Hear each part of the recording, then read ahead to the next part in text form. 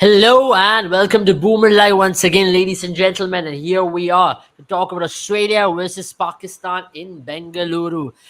Just 7 minutes away from the toss and 40 minutes away from the cracking contest which awaits. Remember, Pakistan are coming off a loss against India, and Australia just got back to winning ways after thrashing Sri Lanka on the other end. I have Sandeep Bani with me. Sandeep Bani, what a game which we have on our hands, because if you look Pakistan, they've been just shaken after that loss to arch rivals India and Australia. They slowly are gaining momentum to get back to their true selves. Now, one factor about Australia is that once they get back that momentum, once they get back to winning ways, they really don't stop. And at the other end, when you lose to your arch rivals, it does take a lot of time to recoup and recover and come back to being your own self as well. How important is this game in regards to all of these factors?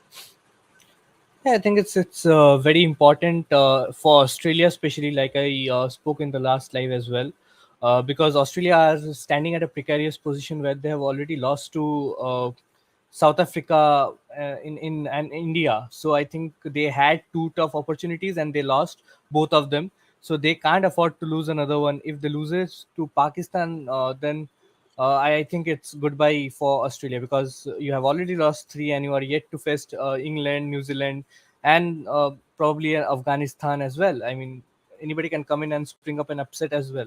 So I think it's a very, very important game for Australia because you can't go. I mean, after four games, you can't be at just one win. Obviously, the other teams will take advantage of it. Pakistan are sitting more comfortably, you can say, even though they have won against the weaker opponents itself, Sri Lanka Yeah. and Netherlands, and they too have a huge task ahead to face some of the big houses. I mean, England, New Zealand.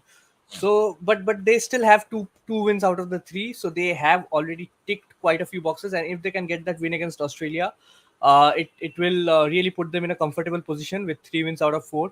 As we can see over the last week or so, we have had some big upsets. England lost to Afghanistan. Then we had South Africa getting upset by Netherlands. So Yeah. anything can happen, but still Pakistan would sit comfortably having won three out of four. So it's a more important game for Australia as a game that they can't lose.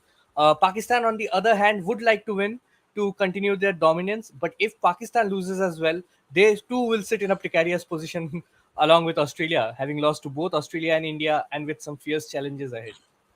Yeah, absolutely. I think for Pakistan as well, if you look at it from an outside perspective, they would also feel the heat now because they are getting into a position where they'll be playing the big boys. They'll have to be playing Afghanistan, which has been a tricky position for them more often than not. I know they've had the better of Afghanistan in the recent past by defeating them in the bilaterals or in the Asia Cups and wherever they played against them. But you have to admit also that it's a tricky game for them in Chennai. And after they go on to play the South Africans in Chennai, then they play New Zealand. So all these games are going to be tricky from a Pakistani standpoint as well. But Sandeep, let's talk about the Australian team to start off with. The biggest issue for them at this point is to have a big opening stand, which they've not had so far in this tournament. How important it is for a Mitchell Marsh or a David Warner to give that impetus or lay that impetus of having a huge opening stand? Because once you have the huge opening stand, it might just turn around in the favor of Australians because that is what you want, right? You get there, you want to hit the Pakistani new ball bowlers and make sure you get that throttle to score big, and then you have your Steveman, Marnus Labuschagne, Glenn Maxwell's to come there and uplift whatever you have laid down. Exactly, and I think that is something that Australia were banking on because if you remember the 2019 World Cup, they had a successful campaign with, I would say, with the inferior team as compared to this because I feel these players who are playing this World Cup have grown on experience from past World Cup as well, and you have almost the core remains the same. So the start was very, very important as Aaron Finch and David Warner used to provide Australia with great starts in England. Something that they expected of Mitchell Marsh after his power hitting prowess that we saw in the bilateral series. But he hasn't come to the fore as of yet. So Australia would be hoping that David Warner and Mitchell Marsh can put on a solid display and put on a huge score before Steven Smith just comes in and can play his natural game of an anchor's role, just holding one end while the others go mad and there is absolute carnage at the other end.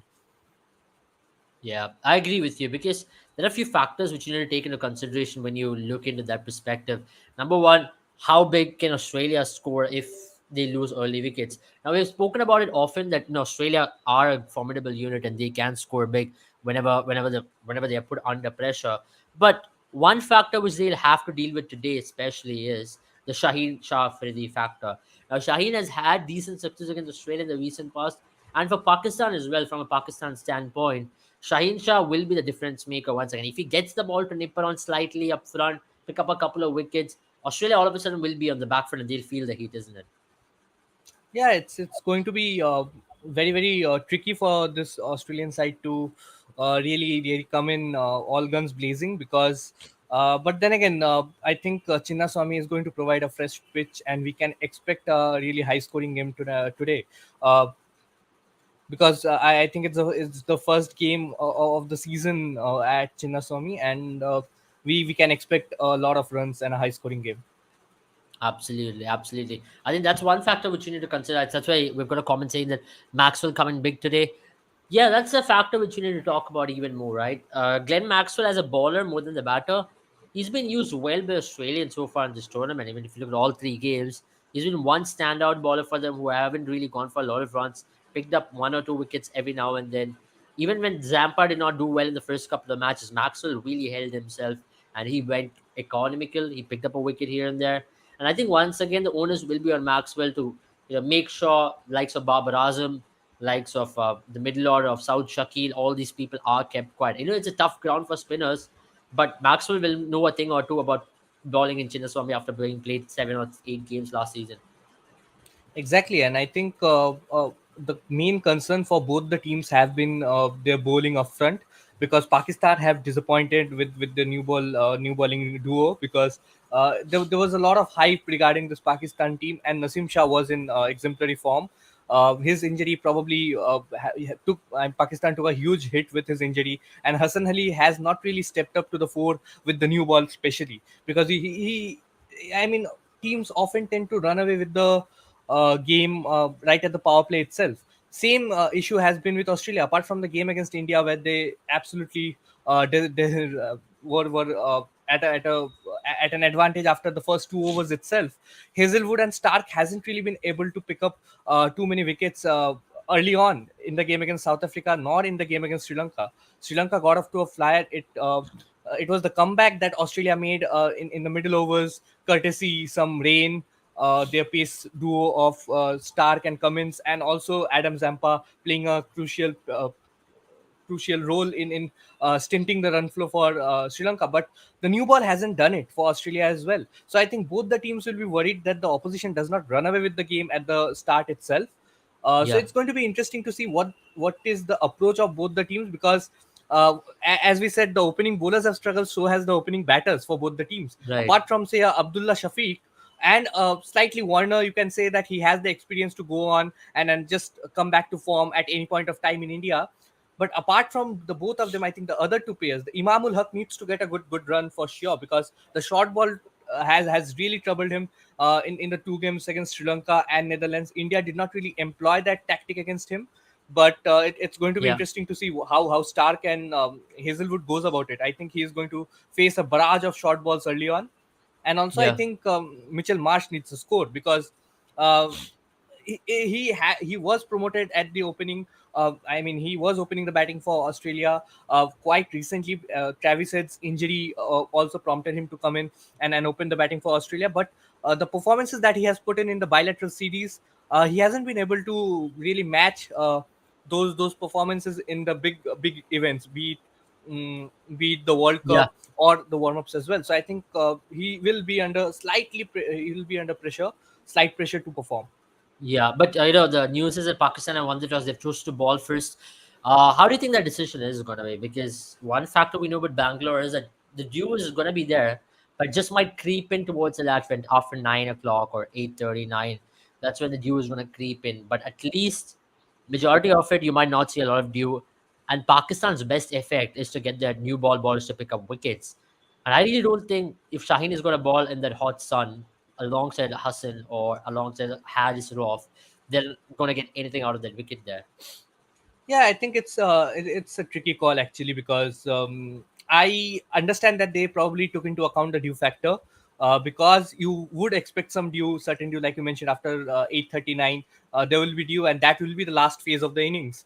And Yeah, Pakistan are running high on confidence in terms of chase after the game against Sri Lanka, and they yeah, couldn't really fare well against India when they were asked to set a target. So yeah. I think all these things played a factor, and also I think the game against Netherlands But as yeah, well. Sanjay, that's my question over here, right? If Pakistan are confident in chasing, but they did against Sri Lanka, here once again, if Australia scores anything in excess of 350, 360 in Bangalore, the Yeah, scoreboard is going to be extremely a factor to reckon with, especially when you're going to be chasing 360, 370 odd against a strong Australian bowling attack. It's a different ball game altogether in comparison with a Sri Lankan team who are low in confidence, who possibly do not have the best of attacks to even challenge you at any point. Here you have an Adam Zampa. Here you have Patrick Cummins, Hazelwood, Stark. Hazelwood has got experience of bowling in Chinnaswamy. You've got players who have bowled here. Mitchell Stark has bowled plenty in Chinnaswamy. These guys have played a lot of cricket in Chinnaswamy in compared to any of the other teams. yeah, exactly. But you have to also take into account that Pakistan, in the three games that they have played, they have tried to set a target in two of those games. Yeah, Against India, they really faltered in the middle overs. Against Netherlands as well, they faltered at the start itself. I think 280 was a below par total in that game. So I think they got lucky that the opposition was Netherlands and couldn't really take advantage of it. And the only game that they have chased, they have been able to post the highest successful run chase. So I think that played a factor, and I think the due factor will also play a certain role in hinting. And you have to understand that Australia don't have quality spinners; they just have Adam Zampa, and Maxwell will have to come in and give you 5 to 6 overs of spin as well. I think it is absolutely. Pakistan's best bet, because clearly they haven't been able to assess the conditions and know what exactly is the pass score. So it's better that they know what they are chasing, rather than having to go in and set a target and don't know what to do. Having said that, there is Yeah, always the flip side to it, where Australia can really run away with the game in the first innings itself, where they go on to score well in excess of 350, 360, and Pakistan will have that scoreboard pressure. No matter how easy the track is, the scoreboard pressure is going to haunt them. But yeah. The for big that, news Australia is will have Shadab Khan to. has been dropped. That's the big Yeah, news coming out, and Usama Mir is in place for Shadab Khan. I think it's a wrong call. I think unless he's injured, I think it's not something that you can do. He's your best all rounder that you have. I think he's a better call than Mohammad Nawaz for sure. I know he was really struggling both with bat and ball. He hasn't really come to the party this year itself. Uh, right from the Asia Cup, he hasn't had the results that we would have probably wanted. But then again, Right. he's a very experienced cricketer, and he's the best bet that you have got. Osama Mir, I'm a fan of him. I wanted Pakistan to really, I mean, what from whatever I saw in the warm ups, it's a good call to get him into the side. But I think they have made the wrong choice, unless of course Shadab Khan is injured. I think Mohammad Nawaz was the person that they had to let go of. Absolutely. I mean, I'm not surprised, but they wanted a wicket taking spinner in the mid overs, and the best option they have is to go for someone like an Osama Mir because Shazam was extremely wayward. He had no line, he had no length, and he was bowling a lot of loose balls as well. And with his all rounder ability, which you did mention, he hadn't really come good with the bat. So they had to take a strong call, and it had to be Shadab Khan at this point. Yeah, but I would still feel that it's a bit harsh on him, because once again, I prefer experience, and if he was your best all rounder on papers at least. And it's not that Mohammad Nawaz has produced something out of the blue in the last three games to get a reckoning for that position. Yeah, he got that some 38 odd runs in the game against Netherlands, but after that, I think he has been pretty ordinary with both with bat and ball.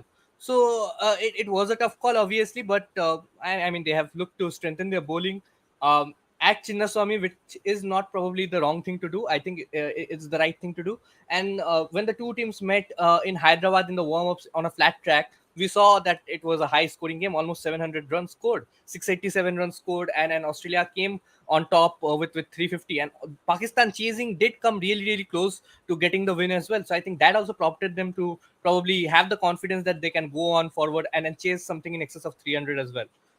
Right. I mean, that's decently to look into that particular position as well because Chinnaswamy is a ground which you really back yourself to chase any score, even if it's 400. You can say that yeah, we are still in the game. It's one ground, even if you're four down, three down.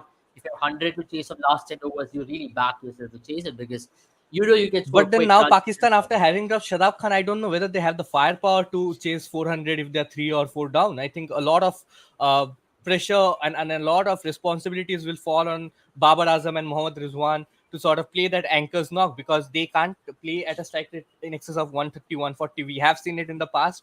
Uh, if you give them a chase of say 7 runs per over, I think that is their limit when they're chasing with 20, 30 overs to spare.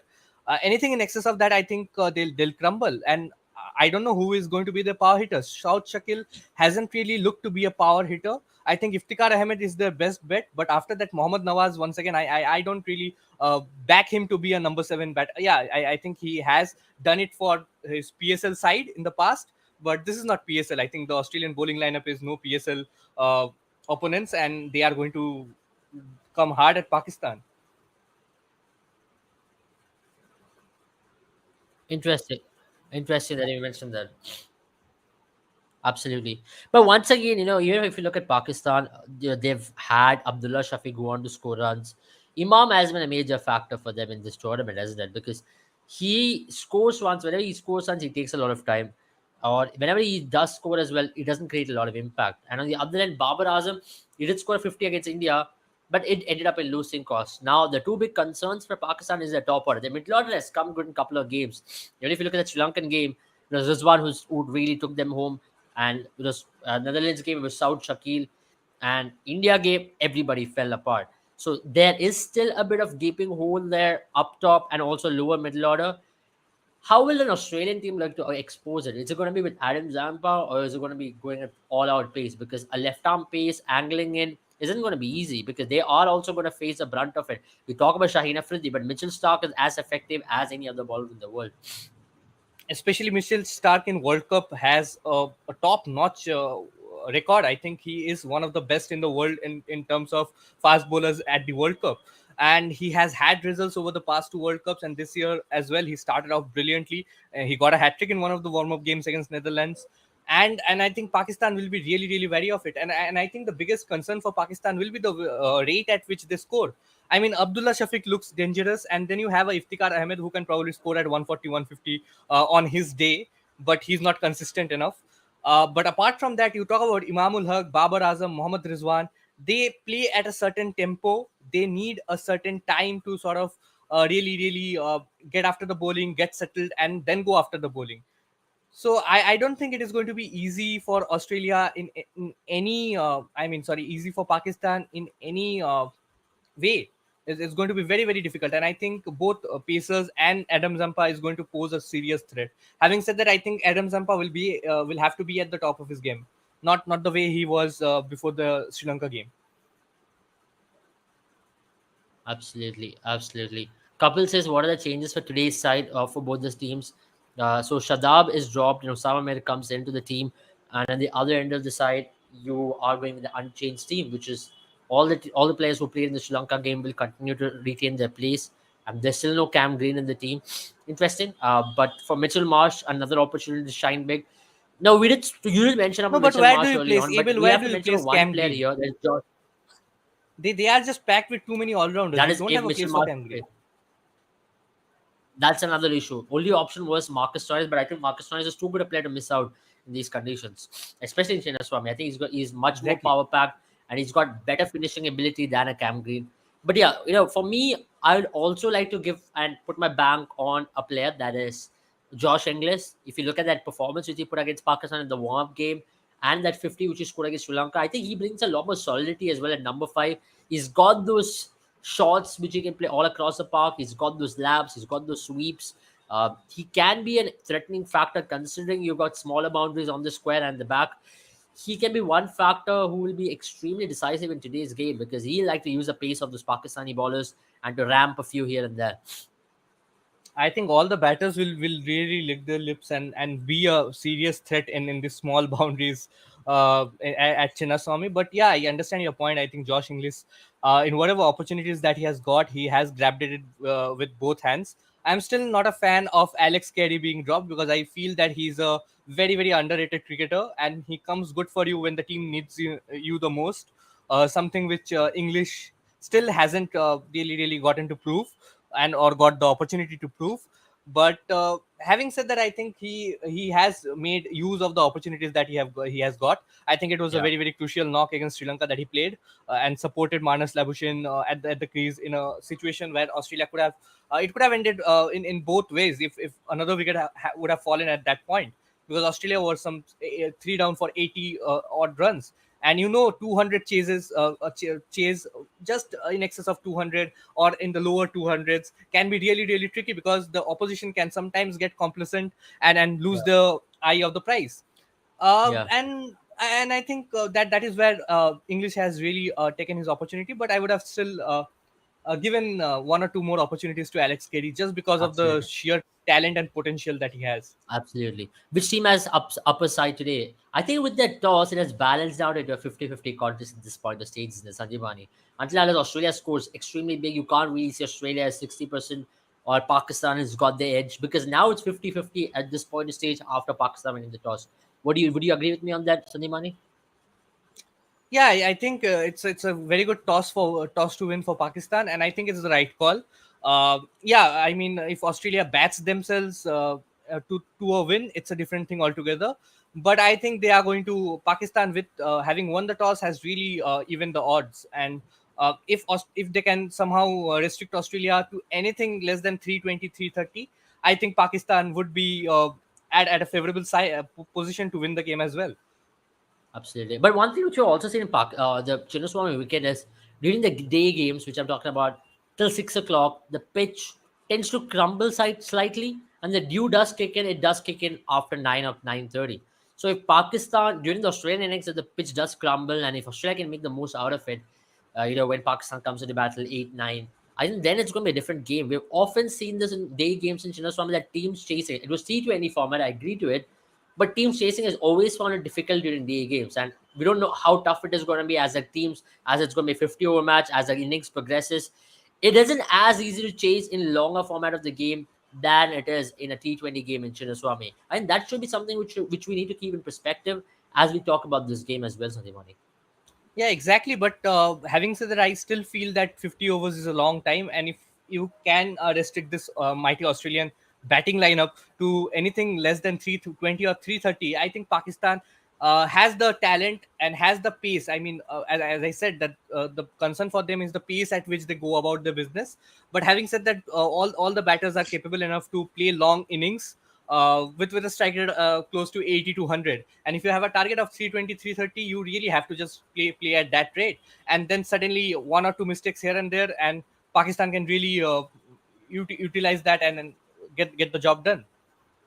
Absolutely. And that's going to be a decisive factor, as you mentioned, because David Warner, how big a game it is for him, because he's not yet come to the party.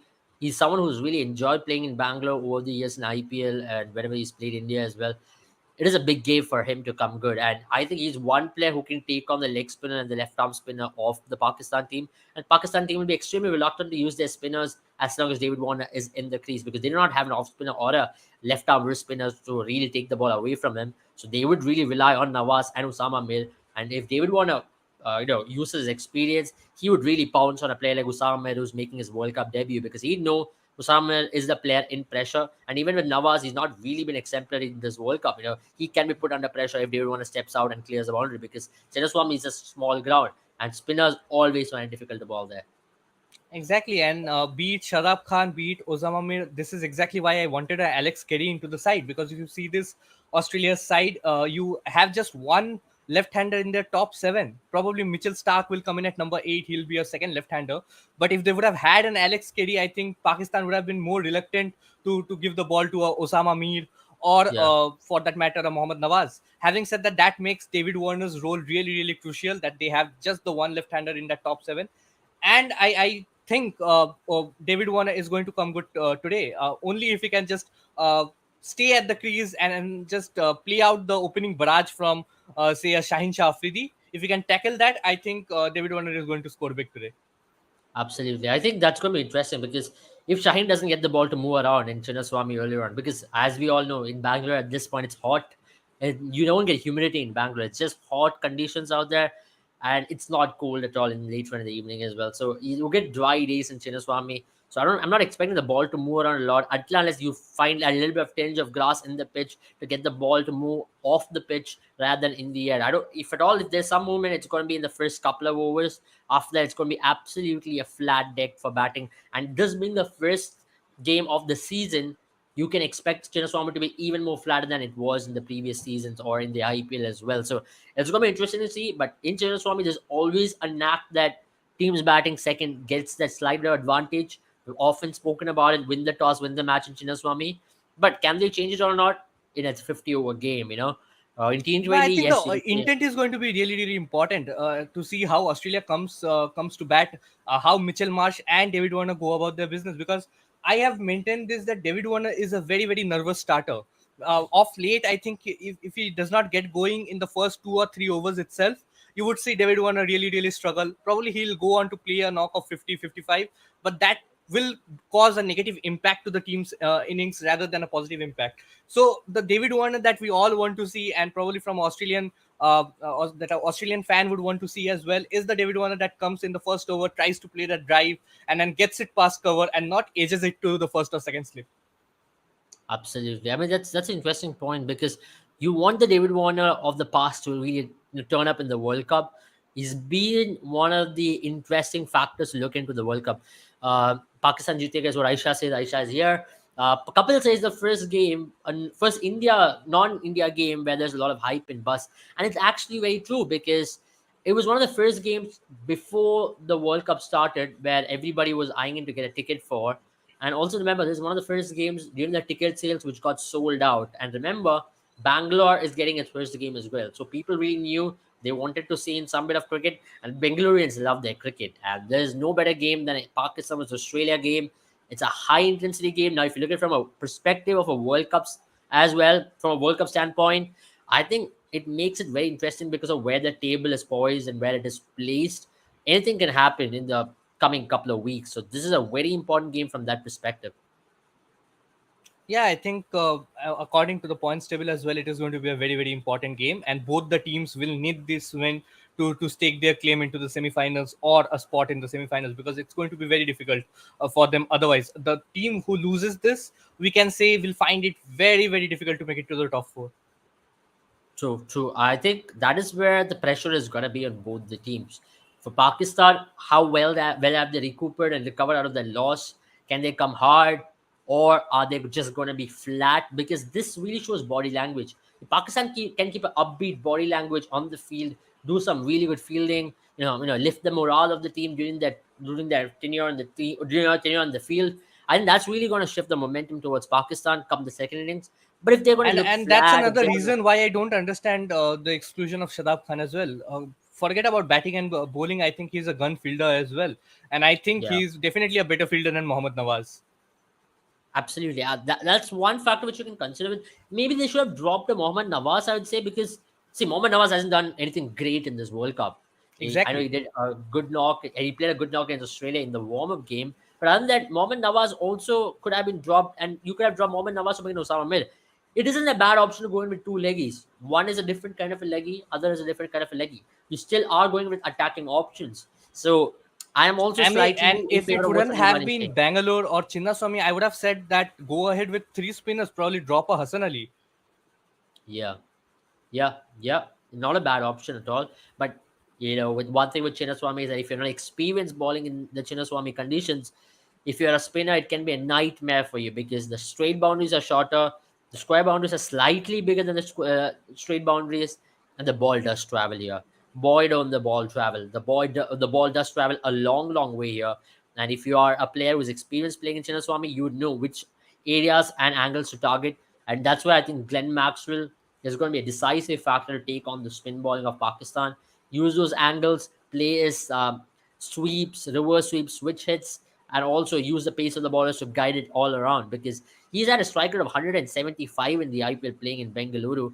He also was striking the ball big. Every time Bangalore was in trouble, He walked in and he turned the course of the game more often than not. So that's something which Glenn Maxwell can do. He's got the ability to do that. So, Sandy, predictions before we end the live. What are your thoughts?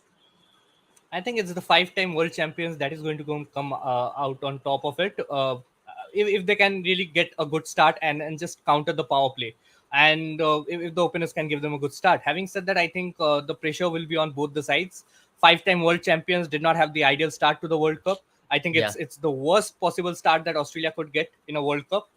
For a long time, probably after 1975 or 1979, they have had this sort of a start where they yeah, haven't gone. I mean, they have lost the first two games in a World Cup for the first time this time around.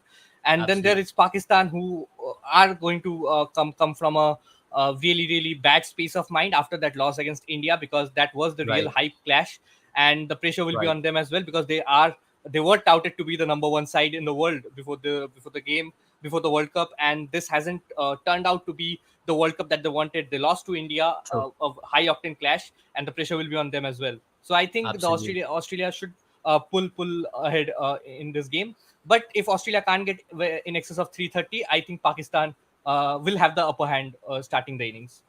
True. Let's look at the fantasy team for today's game because we are here to talk about the fantasy teams. And remember, if you haven't already made your team on Boom 11, you've got a few minutes to make your team right now and check out our fantasy predictions. So it might just help you as well in terms of making your fantasy team on Boom 11. The link is in the description for Apple App Store and Google Play Store.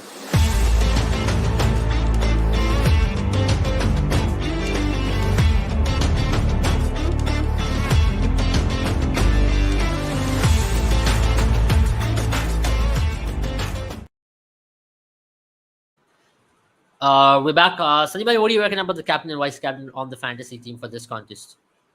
I think people can really go ahead with, because they have been the two most consistent. I mean, Rizwan has been the biggest consistent factor for Pakistan in this World Cup right now, and also David Warner is a player that has extreme potential, loves to play at Chinnaswamy, has a great record at Chinnaswamy, and has a great record at the World Cup as well. And he will be dying to sort of get a move on in this World Cup. And if you Absolutely. just want to experiment, you can probably go ahead with Glenn Maxwell as well. I think he's going to be a good choice for a vice captaincy for today's game, especially because he'll Mhm. give you 7 to 10 overs with the ball, and Yeah. he can come in and change the complexion of the game with the bat as well. Absolutely. I think that's a good choice from Sandibadi as well. That's about it from us today, guys. We'll be back after the game. We're just 4 minutes away from the game, and it's an exciting game on the offing. And hope the best team wins because right now, who will win according to us? As Sandibadi rightly mentioned, he's picked up Australia. I'm also slightly, tilting towards Australian side because one thing about Australian teams of the past and Australian legacy is that they know how to win these big occasions and they know how to really capitalize their winning momentum, and that's why you can never give an edge to any other team in Australia or on a winning run, and you can never write off them. On the similar side of things, or on the flip side of things, you can say Pakistan is an unpredictable team. Often we've seen them turn things around, turn tables around. Maybe this win could really lay an impetus for a winning run for the World Cup as well. So never write off Pakistan and never write No, off but I think Australia. Australia will have to go on and score well in excess of 320 or 330 to win this game against Pakistan. Yeah. Because anything less than that, I think Pakistan can really claw their way back to the Absolutely, game and do absolutely. the. I think anything less than 300 is a Pakistan game for sure. And for Australia, they want anything more than 330, 340 to really give a good start for them to really come out there and defend it. But on the other end of things, we have to be very honest as well when it comes to chasing a total in Chinnaswamy. It's always going to be easier in comparison to defending it. And that's why Pakistan has got a slight edge in terms of the conditions and the toss today. But let's not rule it out. If you're scoring 360, 370 in Chinnaswamy, it's always going to be hard for you to chase it down, considering the quality of the bowling you're up against. It's Stark, Hazelwood, and Patrick Cummins. It's not going to be easy. And Adam Zampa at that list. Will Maxwell's experience with RCB come into play today? I think obviously yes, Kapil, it will come into play consider the fact that he's had a strike rate of 175 in Chinnaswamy, and also the fact that he plays spin well. He's going to be that spin hitter who would like to target a young Osama Mir who's making his World Cup debut, and a Nawaz who's not really done well in this World Cup. And will Pakistan go to other bowlers? They might have to look at different options as well. They have to pick up wickets in the middle overs, and at the same time up front as well for them to really uh, claw their dominance in this game because they have to show their dominance. And if they have to do that, so they'll have to pick up wickets up front. Pakistan will again have to rely on their bowling. If Pakistan's bowling does well in the World Cup, they do well in the World Cup. If they don't, then Pakistan really fall flat. So that's about it from us. Thank you once again for watching this. See you all very soon. Bye bye, and see you in the evening after the game. Bye bye, guys.